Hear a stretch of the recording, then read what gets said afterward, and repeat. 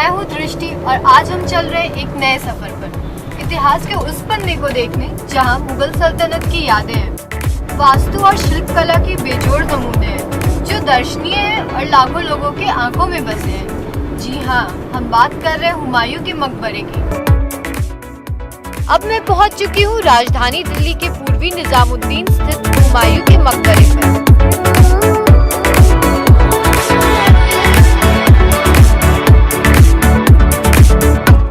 इस खूबसूरत और दिलचस्प मकबरे के परिसर में कदम रखने से पहले 30 रुपए का टिकट खरीदना जरूरी है। सुरक्षा जांच के बाद परिसर में एंट्री मिलती है, लेकिन मकबरे में दाखिल होने से पहले मिलता है सफेद विशाल एंट्री गेट।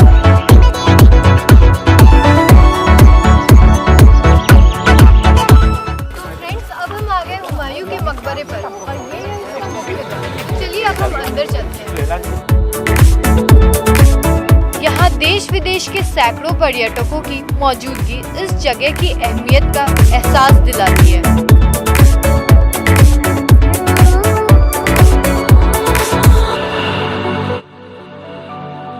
हुमायूं के मकबरे की पहली झलक मुझे गेट से ही मिल गई।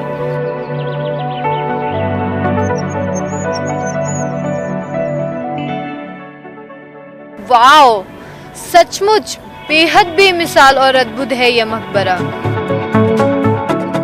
यहाँ आर्किटेक्ट की अनूठी मिसाल तो देखने को मिलती ही है, साथ ही साथ यहाँ की प्राकृतिक सजावट इसकी खूबसूरती में चार चांद लगाती है। यहाँ का एम्बियंस आपको एक अद्भुत एहसास कराएगा।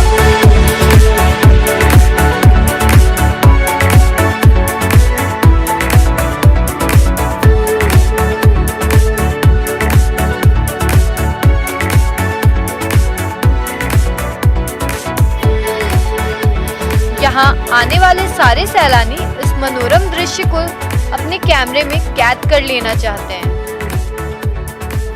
यहाँ कोई सेल्फी ले रहा है, कोई इन नज़ारों को सिर्फ निहार रहा है। भारत पर 1526 ईस्वी से 18वीं शताब्दी की शुरुआत तक मुगलों ने शासन किया है, जहाँ दिल्ली सबसे लंबे समय तक उनके सत्ता का केंद्र रहा है। यहाँ उनसे जुड़े कई ऐसे धरोहर हैं जो नई नई दास्तां बयां करते हैं। ये सिर्फ और सिर्फ खूबसूरत ही नहीं, बहुत दिलचस्प भी हैं।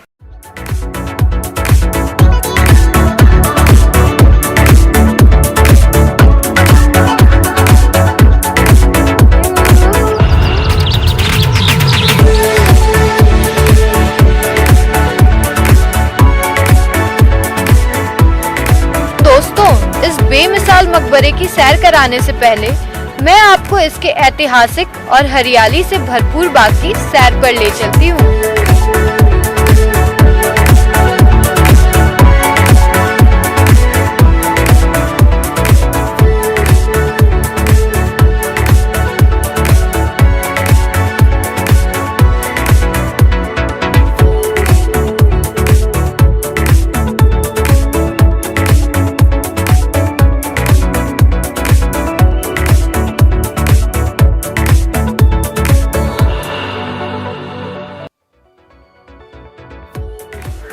मुगल शासक हुमायूं की पत्नी हमीदा बानो बेगम के कहने पर इसे पारसी आर्किटेक्ट मीरक मिर्जा गियाथ ने इसकी बनावट का खाका तैयार किया था और इसके चारों ओर बने बगीचे इसकी पारसी कला का एहसास कराते हैं।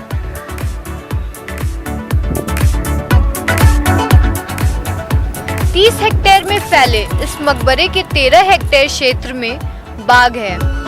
यहाँ हरा भरा उद्यान चारों भागों में बटा है। यहाँ पैदल चलने के रास्ते हैं, दो रास्तों के बीच में पानी भरा रहता है, जो इस्लाम की जन्नत के बाग में बहने वाली 4 नदियों के परिचायक माने जाते हैं। इस प्रकार बने 4 बागों को फिर से पत्थर के बने रास्तों द्वारा 4-4 छोटे बागों में बांटा गया है। इस प्रकार बने 4 बागों को फिर से पत्थर के बने रास्तों द्वारा 4-4 छोटे भागों में बांटा गया है।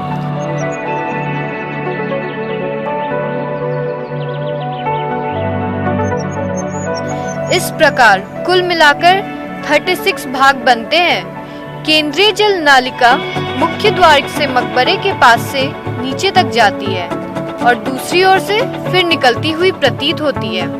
ठीक वैसा ही जैसा पवित्र कुरान की आयतों में जन्नत के बाग का वर्णन किया गया है। लाल बलुआ पत्थर से बनी यह इमारत मुगल वास्तुकला की सबसे पहली मिसाल है।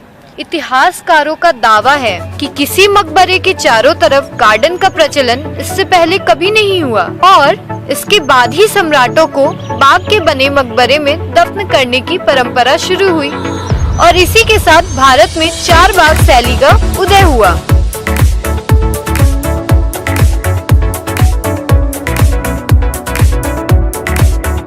फ्रेंड्स, अब बाग की सैर के बाद मैं आपको हुमायूं के मकबरे की सैर पर लेकर चलती हूँ।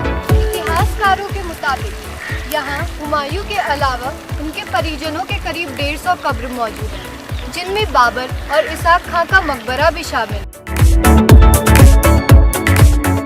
और यह है मकबरे का प्रवेश द्वार।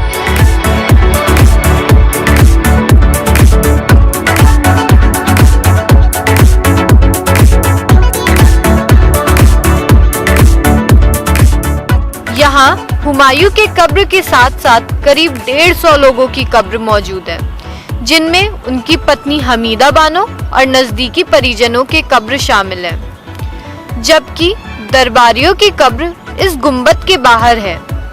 4 बाग की इस खूबसूरती को आप मकबरे से भी निहार सकते हैं। इसकी ब्यूटी दुनिया भर से पर्यटकों को अपनी ओर खींच लाती है। आमतौर पर यहाँ विदेशी पर्यटक सुकून तलाशने आते हैं। यकीन नहीं तो उन्हीं से सुन लीजिए। Yeah, I'm not sure what else to say, but we're enjoying our day. That's all. It's a nice place to spend the afternoon and get some shade and good views. It's very relaxing. We're just looking for some places to eat now. Yeah, now we're looking for somewhere to eat. Yeah. Para mí, estar aquí es muy padre. Realmente sientes como mucha paz y aparte saber la historia y el trasfondo de todo esto es I love India, I love India, I love India.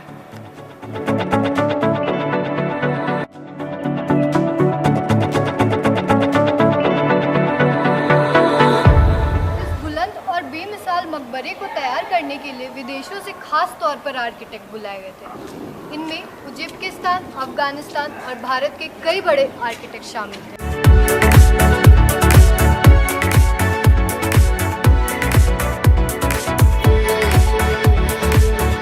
इमारत में प्रवेश के लिए 16 metre के 2 ऊंचे 2 मंजिले प्रवेश द्वार पश्चिम और दक्षिण दिशा में बने हैं। मुख्य इमारत के ईवान पर बने सितारे के समान ही 6 किनारों वाला सितारा मुख्य प्रवेश द्वार की शोभा बढ़ाता है।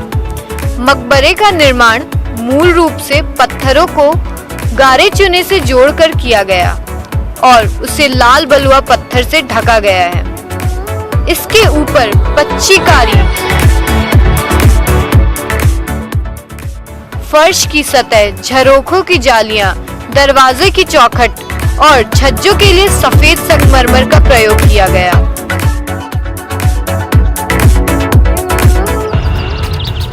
मकबरे का विशाल मुख्य गुंबद भी इसी संगमरमर से ढका है।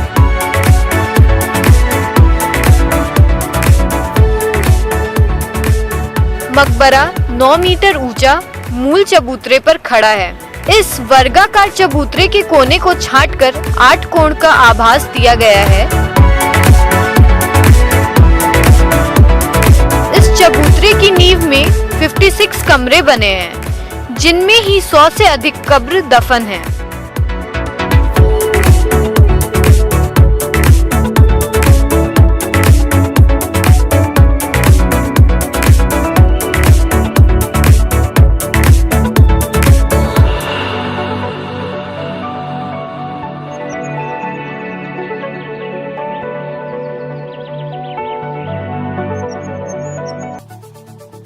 जब इस मकबरे का निर्माण हुआ था तब यहाँ से यमुना साफ दिखती थी।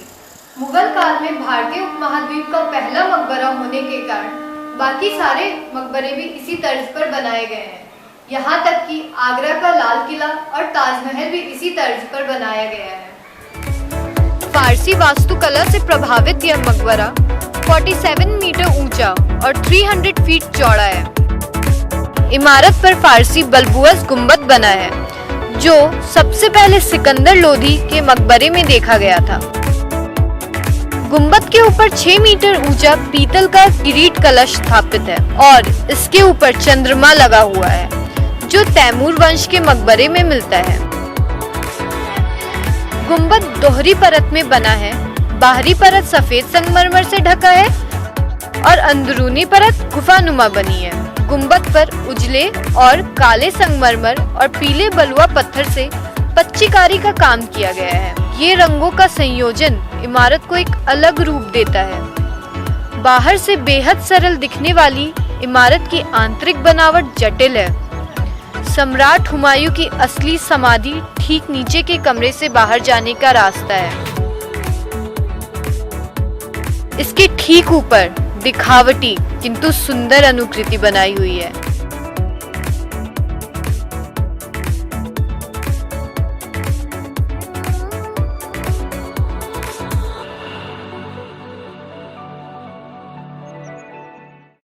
I am from Bangladesh. This is the first time visit of my India, and I feel proud to be here. And it's give a lot of amusement and archaeological thoughts. I am very glad to see this place. I'm very glad, and thanks my God.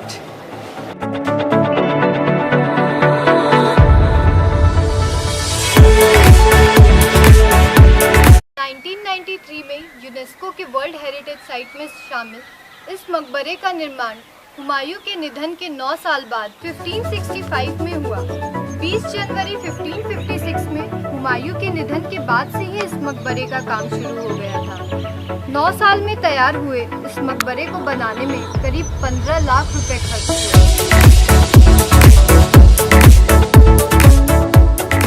इस प्रकार कब्र के नियोजन में भारतीय Islamic स्थापत्य कला के साथ साथ धार्मिक आस्था को भी बखूबी देखा जा सकता है।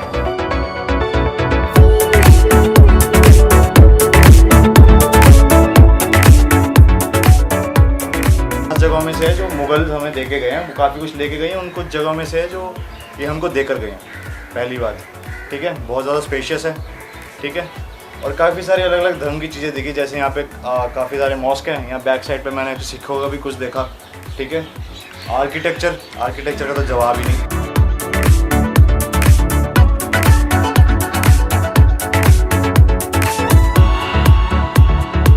फ्रेंड्स, हमें लाइक करना, कमेंट करना और सब्सक्राइब करना तो बिल्कुल नहीं भूलें। अब हम मिलेंगे एक नए सफ़र पे दोबारा। तब तक के लिए आप सबको मेरा गुड बाय, टाटा।